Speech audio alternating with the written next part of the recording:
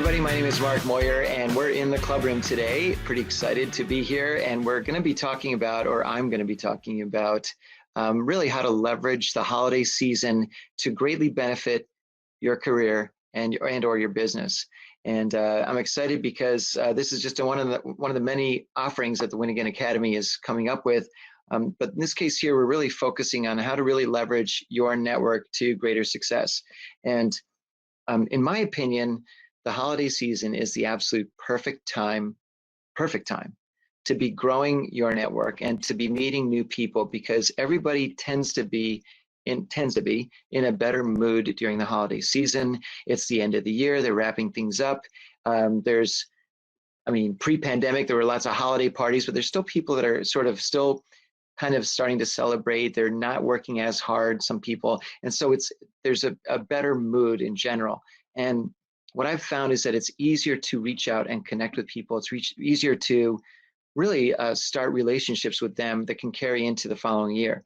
So what I like to do when the holidays come around is really try to attend as many, whether it's events or parties in person, but in this case now also a lot of online and virtual events that allow me to grow my network, people that are going to directly impact either my job search, not in my case, but a job search, or growing my business.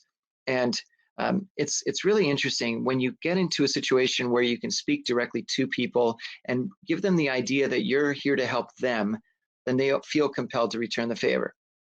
And one of the things that I've found is that when you meet people for the first time and you just start talking about a common interest that you have, whether you share, you're a fellow alumni of the same school, or you both have played a sport together, or you both are into specific types of movies and films, or you both enjoy photography, whatever it is, if you can find a common bond, then you're off and running, and that's what ends up breaking the ice.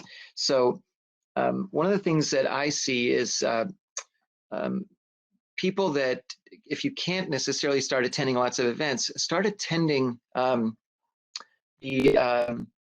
I think if there's a way to start doing actual interaction on social media, what I mean by that is, for example, commenting on people's posts. Don't just like a post, but comment on it and start engaging with people.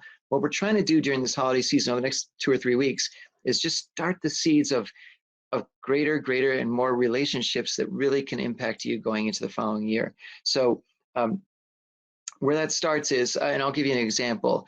Yesterday, I commented on 3 or 4 different people's posts where I'm congratulating them, but I'm also throwing in a little bit of my own advice or my own sort of tips or strategy or something that compels them to want to respond back to me. And then a relationship is started.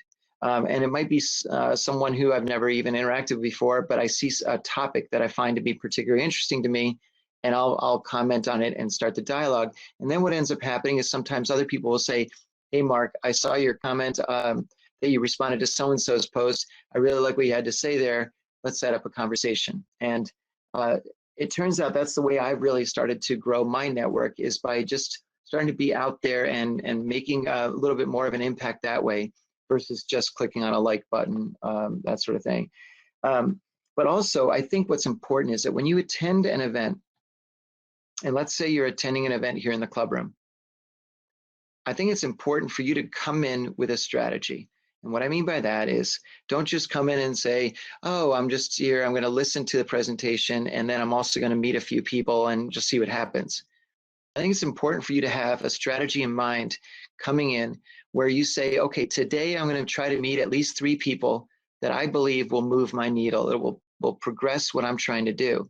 And I'm also going to want to make sure that I have an actual sort of, I don't want to say a script, but you have something that you want to say, whether it's your own personal marketing pitch, your PMP, which is something that's going to be maybe 10 or 15 seconds about what you bring to the table. So it might be something like, hey, nice to meet you. I'm Mark Moyer, and I work directly with athletes, and I help them transition from their sport to what's next. And you can be either current or retired athlete, but there's so much stuff that athletes aren't taught while they're playing their sport that they need to know to really succeed in life. And it's my firm belief that every athlete, either current or former, that really can be doing something in their next career that they love doing, that they can really crush. And that's what I do, is I help them with that transition. So if you right away have something, and mine probably went on a little bit too long right there, but if you can do something where you curtail it a little bit and you run with it in terms of the introduction and what you're trying to tell people, that's a big thing. Secondly is to really have something that is going to be more of a call to action, meaning that you're not just here to meet people, but you want to take things to the next step. You want them to want to start a professional relationship that goes both ways. So also have in mind and think to yourself as you come into these events, well, what value do you bring to them, to anybody? And a lot of times people will say, Mark, I'm either a recent graduate, I don't have any skills or anything, or I'm just a former athlete, I haven't really done too much, or I'm a military, I'm a this, I'm a that. I don't know what value I bring. Everybody brings value and expertise. Everybody does. And so my whole thing with that is when you have that expertise in, let's say, gee, you know what, I'm really good at P&L statements, or I'm really good at finding real estate in depressed markets, or I'm really good at, let's say, I'm an expert photographer. I'm very good at writing content. I'm really good at social media posting, etc. That's value right there, because whoever you're speaking with, they may not have that expertise at all. And I always tell people, what makes you an expert is when you know just a few percentage points more than somebody else, 10% more than somebody. You don't need to know like 100% more than somebody else to be their expert. If anybody talks to me about, let's say, fixing a transmission, I don't know squat about that. So if you know how to do that, you are my expert now. I don't need to go to the top mechanic downtown or something. Instead, I can talk to you about that because you know more than me.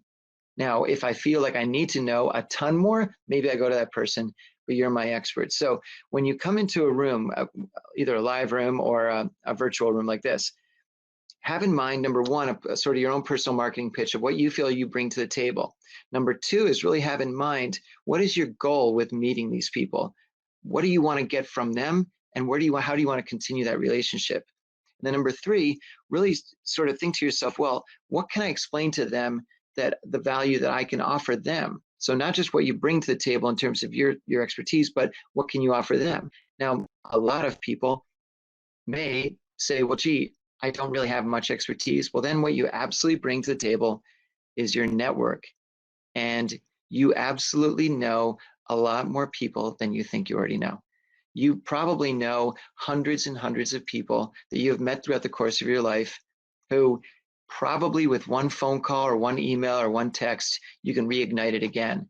I can tell you that I've got, I don't know, probably a few hundred people that I may have not spoken with in 5 years, 10 years, 15 years, but just one little note back to them and it'll be right back to normal again. So to me, I think what you can be doing is thinking to yourself, okay, well, I'm about to talk to somebody who's an expert in, I'm making this up, but forestry products or something.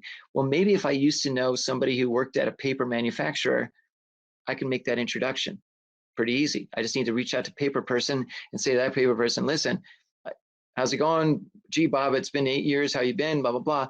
And then listen, I'd like to introduce you to somebody, and then we're off and running from there. So your value is always going to be, going forward, on top of your expertise, it's also going to be the ability to introduce people to each other. And it's something that I think a lot of times we underestimate that value, but it's something that you should really understand as you go to events. The more important thing to me is also going to be, well, how do you take that relationship that you're developing now and really run with it? What is going to be your call to action? Meaning, okay, you meet somebody in the club room, you chat for a while, but then what do you want to really have happen from there? So if you're looking for a job, obviously you want to perhaps meet other decision makers, other key influencers at companies. And maybe what you do is you ask the other person, hi, Sue, it's been great chatting with you. I love the company that you're at. I think they do a fantastic job with blah, blah, blah. And, I think that I could be a really nice fit over there. Who else in your firm do you think I should be having a chat with? feel free to ask for people and ask them to refer people to you, but also make sure that you ask them to make an introduction on your behalf versus just saying, oh yeah, send me your resume, I'll pass it around. Don't ever do that, by the way. And that's a subject for another Clubroom event. Now, in terms of the following up with them, first you got the call to action. And what you should be doing is going from this Clubroom thing to saying, look, I'd love to catch up with you next Tuesday or next Thursday, or you know what, I happen to live in fill in the blank city. I see you also live there. I'd love to meet you in person over a cup of coffee, 6 feet away, whatever it is. Let's meet at the Starbucks on whatever street next Tuesday at 9 a.m. Because what you want to do ideally is start creating that closer bond to the point where they will start thinking about what your need is. And they'll start over the weekend or something, they'll say, oh, you know what? I thought of Jim Smith. He'd be great for you to meet, or Bob Jones or Nancy, whoever it is. So it's really important to make sure that you have that call to action. What I mean by that is, again, you're setting the next steps for that relationship that you're just starting. Don't rely on them. Don't say, hey, we should meet sometime, or I'll reach out to you next week, or whatever. That's too vague. You've got to make sure you pinpoint it and say, listen, we should chat next week. What's better for you, Tuesday morning or Thursday afternoon? That's called the alternate sales close. And you always present two options and you ask that person, which one is better for you? So with that said, again, it's going to be, you go into an event, you have a plan in place, you want to meet, let's say for argument's sake, 3 people, you want to create a long-term, ideally start a long-term professional relationship with these people, especially if they seem clearly to you like people you should have in your, we'll say, mental Rolodex for a long time. And then from there, have that, know what to say to them, have that value proposition, your personal marketing pitch. Then from there, have your call to action, and then you continue on the relationship from there. Now, the follow-up. If it turns out that you, let's say you've started that thing, but you just haven't heard back from them. Next week goes by and either they don't make the phone call or you don't have that follow-up email, or et cetera. Instead of just reaching back out and saying, hey, we were supposed to talk, what happened? Or we were supposed to meet, or whatever it is, what happened? Or I'm just following up on that. Then you're going to start sounding a mini stalkerish kind of thing, and that you almost are being a little too needy. My opinion is instead you follow up with something that's of value to that person. And it might be as simple as, hey, I read an article on soandso.com about how, in the forestry business, they're cutting down a lot more trees in Eastern Europe, but the wood is of higher quality, and the trees that they're planting in its place they grow faster.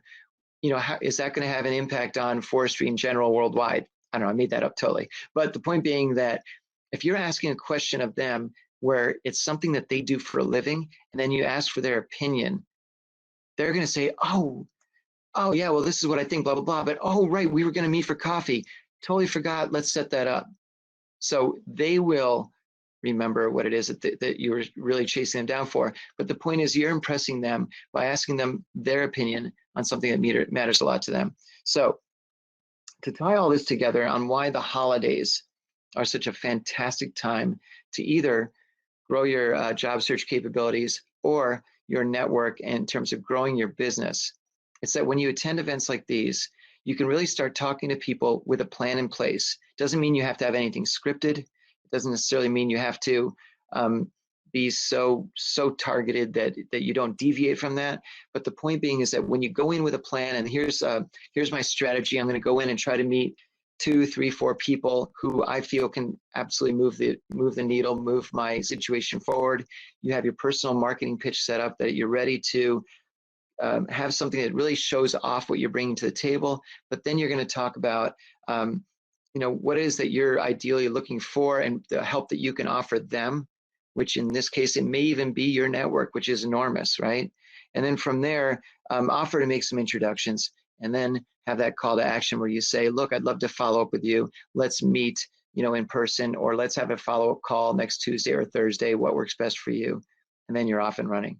So That was one big, gigantic, long run-on sentence, but I obviously get pretty excited about this stuff. I think the holidays are a great time. I expect you all, if you're here at this event or watching this on video and on replay, please make sure to, when you stop watching this, hit stop, whatever it is, and then go on to whether it's LinkedIn or look at your network of people you know, whether it's an email list or whatever it might be, and just start reaching out to people and start that connection now during the holiday season. You're going to find that it pays tremendous benefits for you heading into next year and much farther forward. So hope this was helpful. Go get them and start your networking now. Happy holidays.